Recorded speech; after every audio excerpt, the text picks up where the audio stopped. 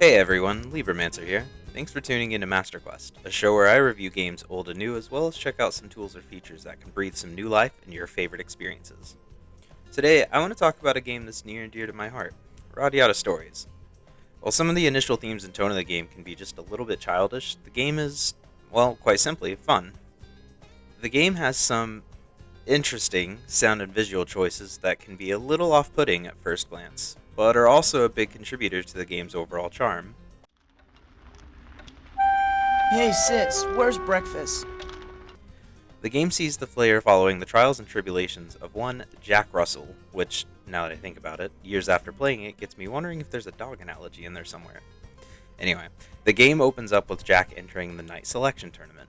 In the first opening moments, we get the identity of the rather lackluster and yet tellingly overconfident little swordsman. Ridley's a girl? Sheesh, I was looking forward to a real fight.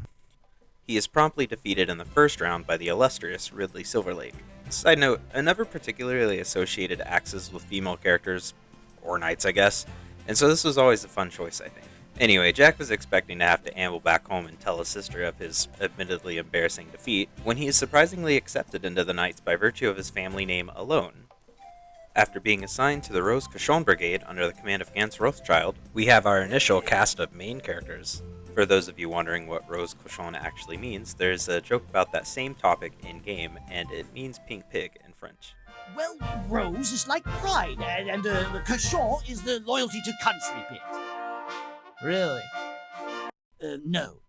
Since part of my video relates to covering features and enhancements for a subjectively better way to play the game, and those specific features directly relate to the story, I won't cover much more of the story from here.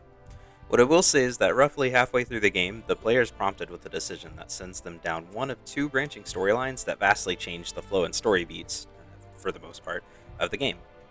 The story itself is a fairly standard take on classic medieval fantasies, with some of that classic JRPG anime-esque goodness sprinkled in. There's elves, dragons, castles, political intrigue, a wealth of whimsy, and good old-fashioned underlying racism. There's very little in the way of machinery and sci-fi elements here. This is definitely a swords and magic adventure. Speaking of swords, our main hero, Jack, starts out wielding one, a simple one-handed sword. This will be Jack's preferred purveyor of pain until after the player gets to the first major plot twist, after which they will then have the choice to swap out Jack's choice of weapon with one of three additional choices: two-handed swords, axes, or spears. Each weapon has their own unique use cases. Generally speaking, one-handed swords and spears are weaker but faster, and two-handed swords and axes are slower but stronger. Additionally, one-handed swords and two-handed swords seem to be better for single targets, whereas spears and axes are better suited for crowd control. But really, all weapons can be tailored to fit your playstyle. Furthermore, every weapon type has a unique Volti attack, which uses 10 Volti points, gained by landing hits, and a unique Volti blast, which uses the entire gauge but unleashes a mighty attack coupled with its own unique cutscene. An interesting and fairly unique mechanic in its implementation is the ability to build your own combos. As you clear battles with a specific weapon equipped, you eventually learn new techniques with that weapon type. These techniques cost differing amounts of CP, combo points, the max of which is determined by your weapon, and provided you have enough of CP, you can set up to 5 steps in your combo. While the system allows for a lot of flexibility, I did find that the majority of weapons in the game have a pretty low CP total, meaning that you rarely get to use the full extent of those later, more powerful abilities. With that in mind though, Jack doesn't need to fight alone. For most of the story, you'll have companions that fight alongside you. For anyone familiar with Radiata Stories, this is where the real magic of the game is as well.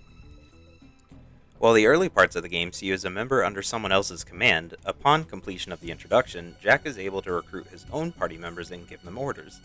Jack can only order allies to attack a specific enemy at first, but will eventually get a large range of commands and abilities, such as the ability to heal his party or cause status ailments to enemies. Remember before how I'd said that the real magic of the game is the companions that fight alongside Jack? Well, I also mentioned that Jack is able to recruit his own party members, and that is the really unique part of Radiata Stories as a whole. The game has a really rich cast of NPCs all throughout the world, and unlike many RPGs, even by today's standards, where NPCs are usually just bodies that stand around and offer some lines of text, almost every NPC in Radiata Stories has a daily routine with many different lines of dialogue. There's a lot of diverse personalities and styles among the NPCs, with the cherry on top being that almost every named NPC is recruitable. That's right, almost every character in the game, a whopping 170 plus NPCs, can be recruited to join Jack's motley little party. See, the game runs on a 24-hour in-game clock.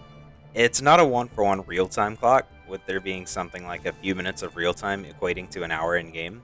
Unless you're paused, that clock is always running, and as such, the denizens of the world are constantly on the go following their routines. Shopkeepers get out of bed, go to work, and then hang out in diners and pubs after work. Soldiers run their morning routine and then leave to go wander the wilds outside of the main city. I'd mentioned before that this was a castle and elves game too. Your party members aren't just human. Dwarves, goblins, elves, and even orcs can find their way into your party provided you can help them with their troubles. There's many different ways to befriend the denizens of the world, bringing them a rare item, beating them in some sort of challenge, or just talking to them over the course of a few days. Some people won't spare you any time until you gain some popularity by progressing through the main story beats first though. Still, other people may need a friendly nudge to join up, or a friendly kicking. Damn you! Yeah, that's right, kicking. It's a surprisingly big part of the Radiata Stories game cycle, kicking things. You can kick damn near every object in the game to make it rattle, and sometimes you'll even get a shiny new item for your curiosity. And kicking extends to those diverse NPCs as well. Most of the time, kicking an NPC will understandably tick them off, and will often end up with Jack in a 1v1 duel with the victim. That said, they do not hold back against their kicking assailant, and NPCs have a predefined level. So don't be surprised when kicking a notoriously powerful leader of some sort of guild leads Jack to getting a boot firmly planted inside his colon. There's a lot more that I could cover in the world of Radiata, such as the different guilds and locations in the world, or some pretty interesting post-game content, but I also think that part of the charm is getting to explore the world and getting to know the characters for yourself. There's so many little details that I personally enjoy in a game like this, like Jack's outfit and his menu picture changing with every different armor piece you put on, or little Easter eggs that nod to other Tri-Ace games. That does not mean this game is without its flaws though. Despite having a pretty in-depth weapon and combo creation system, the combat in the game can still get pretty repetitive pretty easily. And even though you can recruit a vast number of NPCs, many of them only have a single action they can do in battle, and that's all you get out of them. Considering the age of the game, I think it's totally understandable that the NPC actions are limited, and I also think that the customization lends itself to experimentation and constantly switching out the party as you get better, stronger members. But especially towards the end of the game, when you've already got your designated party in mind, I find myself using the same attacks, link combinations, and orders to push through each encounter. The world, while varied and interesting, is also almost exclusively a set of long, narrow, winding corridors with enemies in them. Though there is a fast travel in the game, it's pretty limited, and some of the more obnoxious areas don't have any shortcuts through them. You can also only flee from battles if you have a specific consumable item that, while cheap, is incredibly annoying if you're just trying to get from one area to another and you run out of them. Another unfortunate aspect of the game is how easy it is to miss some of those recruitable party members. A handful of NPCs have limited recruitment windows, and the strongest NPC party members are usually the guild leaders, which require all of their guild members to be recruited in order for them to join you in the first place. The recruitment process itself can be pretty strict, and without a dedicated guide, it's extremely unlikely you'll get the most powerful members on your first run through the game. Looking at you, Gerald! When you realize that some of the late game areas are also tied to NPC recruitment, it's relatively easy to get screwed out of a good chunk of content just because you didn't talk to the right character at the right time. This is most heavily influenced by the sleep mechanic and how time progresses. The story is mostly time-based, with major plot events occurring either after Jack sleeps at home, or sometimes just from walking through your front door. Aside from sleeping, it's generally pretty difficult to heal Jack and his party's HP, with the main ways being items, being healed by your party in battle, being healed outside of battle by a very specific NPC, or by leveling up.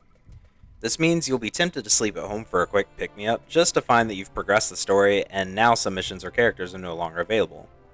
You can bypass the just going home progression flags by only going home late at night between like midnight and 4 AM, but considering the game never warns you about time-sensitive events or about avoiding game progress by only going home at specific in-game times, this is pretty unforgiving to new players.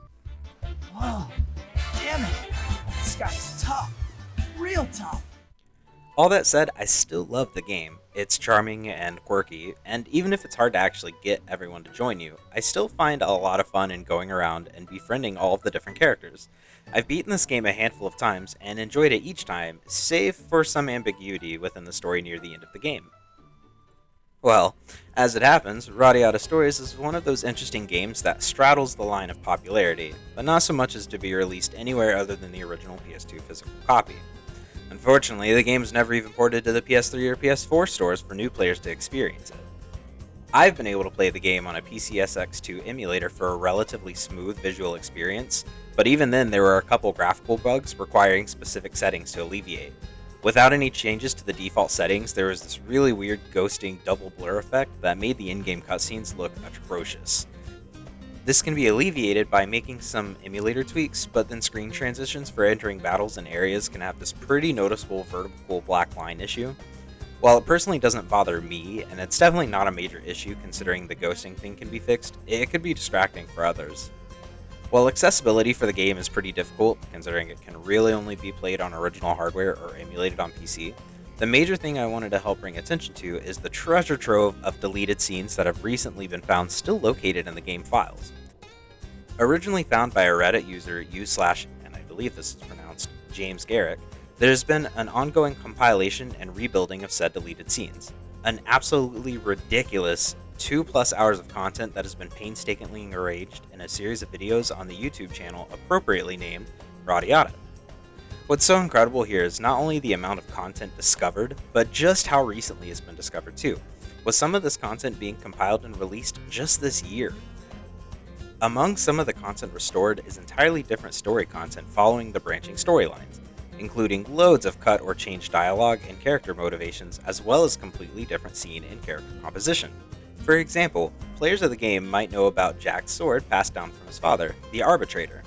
You might also remember that it's only accessible in one of the two storylines. However, some of this recently uncovered content suggests that it would have originally been available in the other storyline as well. The gosh darn Gold Dragon itself was supposed to actually have an entire role in the story, including its own boss fight. That's a pretty big frickin' omission. One of the reasons I refrained from discussing the story in detail is due to the sheer volume of story changes that were originally planned but later removed and are explored in much greater detail in these deleted scenes.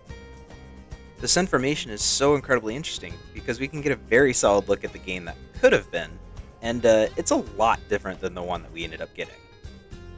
One of my, and presumably many other people's, chief complaints was the shoehorned ending for one of the storylines. It felt as though the game threw out the ongoing story up to that point to make both branch endings feel uniform, like they had to be the same for some reason. But I always felt like the execution was really weak and left me feeling like I was missing something. I did grow up playing a lot of JRPGs from the era though, and that kind of like, what? Feeling when playing games of that era was pretty common. So I always thought that the game we got at release was meant to be more open to interpretation.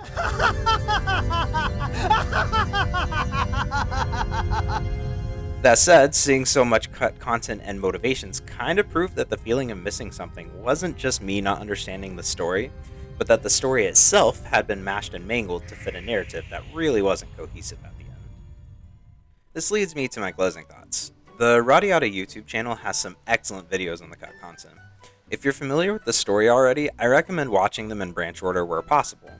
That said, if you're not familiar with the story, I recommend playing the game yourself first and experiencing the story as it first took place. That way, you can really get the sheer impact of how many story omissions and edits took place and how drastically different the final product looked from its in-progress counterparts. I'll include a link to the Radiata channel below, as well as a link to the change.org #ReviveRadiata petition, which is trying to bring the game to modern platforms, and I feel it really desperately needs this. At the time of recording, the petition is sitting at just under 4,700 out of 5,000, and they're really close to their next major benchmark. While it's unlikely that we'll ever get a complete version of Radiata Stories with all of the deleted content restored back into the game, this petition and all of the deleted content being discovered so recently shows that there's still a bunch of interest in this game, and that by bringing this game to modern consoles would give an entirely new generation of people the ability to see and experience the unique charm of this game for themselves.